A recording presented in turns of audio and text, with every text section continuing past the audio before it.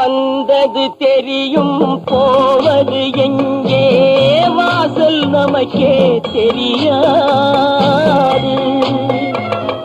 வந்தவரெல்லாம் தங்கிவிட்டால் இந்த மண்ணில் நமக்கே இடமேது.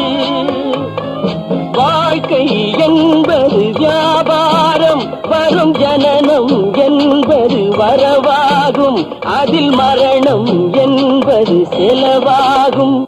போனால் போகட்டும் போடா, போனால் போகட்டும் போடா. இந்த பூமியில் நிலையாய் வாழ்ந்தவர் யாரடா? போனால் போகட்டும் போடா.